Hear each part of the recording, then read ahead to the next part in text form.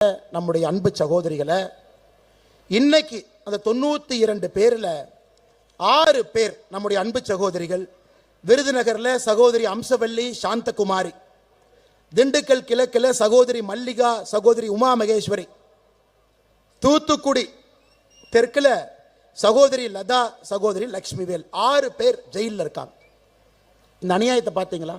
92 பேர் கைதானவங்க எல்லாம் பெயில் வாங்கிட்டாங்க, ஜெயிலுக்கு போயிட்டு பெயில் வாங்கிட்டாங்க.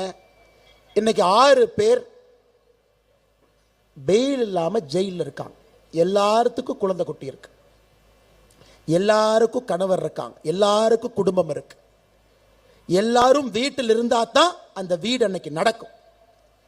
அப்படி இருந்தும் தைரியமாக நம்முடைய சகோதரிகள் என்னானாலும் பார்த்துக்கலாம், டாஸ்மார்க்கில் ஃபோட்டோ ஒட்டுறது தான் போயிருக்கிறாங்க. பாருங்க.